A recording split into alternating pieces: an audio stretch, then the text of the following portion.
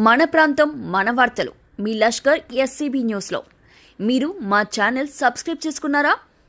లేకపోతే ఇప్పుడే సబ్స్క్రైబ్ చేసుకోండి.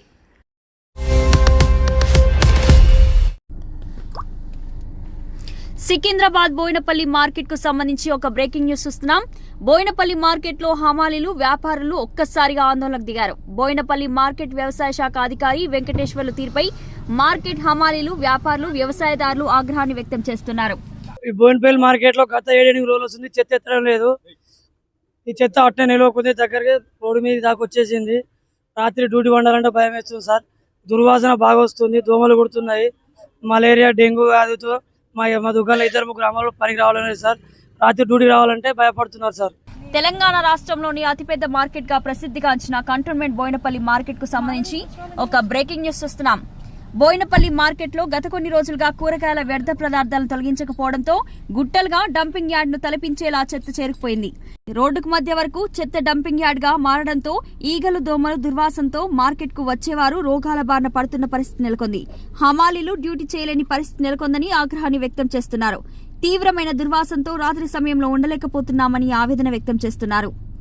5-6 రోజులు అవుతుంది ఈ చెత్త ఇక్కడనే జమ అవుతుంది. నైట్ దోమలు, ఫుల్ దోమలు. నైట్ డ్యూటీ చేసే వాళ్ళకి జ్వరం వచ్చింది, హాస్పిటల్ పోతే డెంగ్యూ అని చెప్పి నైట్ డ్యూటీలు ఉంటాయి. ఈ వాసన భరించలేకపోతున్నాం, అక్కడ దాకా వాసన వస్తుంది. వెహికల్స్ కూడా మొత్తం పోనీకి తోవల దాకా వచ్చేసింది. తోవ చెత్త 12 రోజులు అవుతుంది. అందరు చెప్తున్నాం కానీ తిప్పితాం అంటారు. ఈ దోమలకు తట్టుకోలేకపోతే మలేరియాలు వస్తున్నాయి. తెల్లం దాకా మాత్రం నిరాదీక్ష చేస్తున్నాం. ఎవరో చెప్పినా కానీ చేద్దామని అంటారు. ఇది ఏం చేసినా కానీ అయితే లేదు. లాస్ట్ కత్తి పోయి కరాకు వచ్చింది. ఇప్పుడు రమ్మంటే మేము ప్రేమకి రమ్మంటే వచ్చినాం. సికింద్రాబాద్ బోయినపల్లి మార్కెట్ కు సంబంధించి ఒక బ్రేకింగ్ న్యూస్ చూస్తున్నాం. మార్కెట్ లో వ్యాపారులు ప్రజాప్రతినిధులు హమాలీలు ఆందోళనకు దిగారు. మార్కెట్ ప్రాంగణంలో ఉన్న 2 చోట్ల గత 10 రోజులుగా కూరగాయల వ్యర్థాలను తొలగించకపోవడంతో డంపింగ్ యార్డ్ ను తలపించేలా మారింది. దీంతో కూరగాయల వ్యాపారులు అసోసియేషన్ అధ్యక్షుడు సామ దేవేందర్ రెడ్డి ఆందోళనకు దిగారు. అధికార తీరు పట్ల సామ దేవేందర్ రెడ్డి మండిపడ్డారు. ఏసీలో కూర్చోవడం కాదు, మార్కెట్ కు వచ్చి పరిస్థితి చూడండి అంటూ మండిపడ్డారు. అధికారుల తీరులో మార్పు రాకుంటే మార్కెట్ ను బంద్ చేస్తామంటూ హెచ్చరించారు.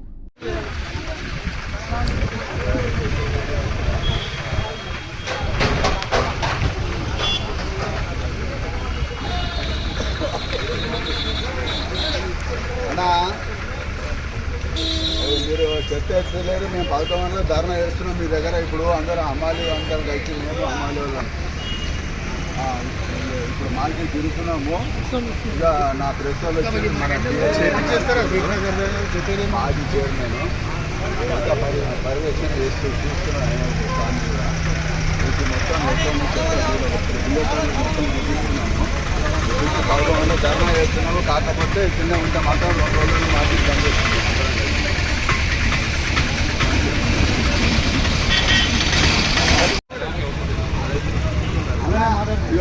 మాట్లాడు ఒక్క నిమిషం. మాజీ మార్కెట్ చైర్మన్ టిఎన్ శ్రీనివాస్ భారతదేశంలో నరేంద్ర మోడీతో మాట్లాడించిన మార్కెట్ని దాన్ని మొత్తం ఇట్లా చిత్త కుప్పగా చేస్తే ఎట్లా అని నాకు అర్థం కాదు.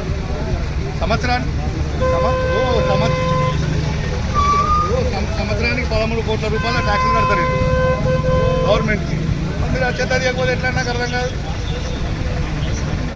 బోయినపల్లి మార్కెట్ కు సంబంధించి వ్యవహారంపై మాజీ చైర్మన్ టిఎన్ శ్రీనివాస్ స్పందించారు.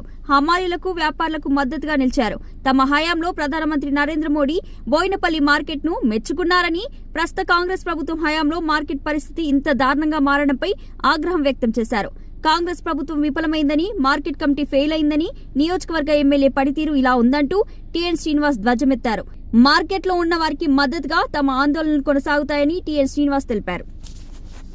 మరి ఈరోజు చూసినటువంటి అయితే గత 10-15 రోజుల నుంచి చెత్త ఇక్కడ తీయడం జరగలేదు. ఎందుకంటే యావత్ భారతదేశంలోనే ప్రధాని గారు మెచ్చుకున్నటువంటి మార్కెట్ కమిటీ ఇది బోయినపల్లి.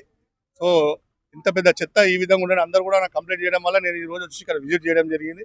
మరి చూసినటువంటి చెత్త ఏ విధంగా ఉందో మరి ఒక మార్కెట్ని చెత్త మార్కెట్గా చేయడం జరిగింది. భారత ప్రధాని మెచ్చుకున్నట్టు ఈ యొక్క మార్కెట్కి గతంలో మేము ఉన్నప్పుడు, మా ప్రభుత్వం ఉన్నప్పుడు మేము చాలా చక్కగా ఏ రోజుకు ఆ రోజు కూడా వీళ్ళందరికీ ఫెసిలిటీ. ఈరోజు చూడండి ప్రతి ఒక్కరు కూడా ముక్కులకు మరి బట్ట కప్పుకొని ఏ విధంగా ఉన్నారో చూడండి. కాకపోతే నేను గవర్నమెంట్కి చెప్పడం ఏంటంటే మరి గవర్నమెంట్ కంప్లీట్గా ఫెయిల్ అయింది. ముఖ్యమంత్రి గారు, మరి స్థానిక ఎమ్మెల్యే గారు, పాలక మండలి, మరి వీళ్ళందరూ కూడా విజ్ఞప్తి చేస్తున్నాను. ఈ యొక్క కచరా అంతా కూడా తీసేసి మరి ఈ యొక్క హమాలి వాళ్ళందరికీ కూడా అదేవిధంగా ఓనర్లకు రైతులకు కానీ మరి ఇక్కడ కొన్ని వేల మంది రోజు ఇక్కడ వ్యాపార లావాదేవీలు జరుగుతాయి. మరి అదేవిధంగా ముందర చూసినట్టయితే రోజు 500 మంది భోజనం చేస్తారు. మరి ఆ భోజనం ముందే ఈ యొక్క కచరా ఉండడం, ఇదే విధంగా 3-4 డంప్ యార్డులు ఉన్నాయి అక్కడనే మీరు చూడవచ్చు. కానీ ఈ మొత్తం చెత్త తీసేంత వరకు మేము కూడా పోరాడతామని చెప్తున్నారు. ఇది ఒక వారం రోజుల్లో క్లీన్ చేయలేదంటే మేము కూడా మార్కెట్ బయట భారీ ఎత్తున ధర్నా ప్లాన్ చేస్తామని చెప్పి అందరం ఆడ రోడ్ మొత్తం జామ్ అయిపోయింది, మొత్తం రోడ్ ఎండిపోయింది.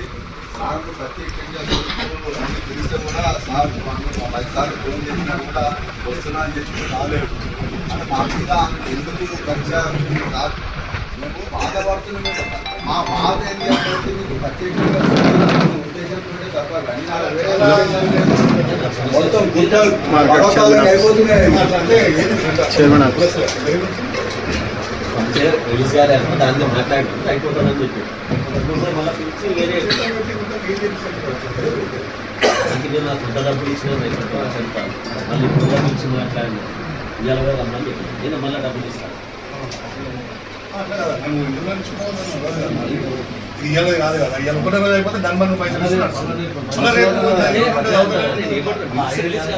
చైన్ సిస్టమ్ ఇది, చైన్ సిస్టమ్ ఇది. రోజు నర్సింహరావు మాట్లాడితే నర్సింహరావు అంటే అజయ్ సినిమాలో వీళ్ళందరూ వస్తారంటే ఒక రోజు పోస్ట్ పోన్ చేస్తాం. ఒకటి పొద్దున్నే ఉంటే 7:30 టైం ఇచ్చారు. ఇవాళ తీసుకున్న టైం వీళ్ళందరూ వస్తారని తీసుకుని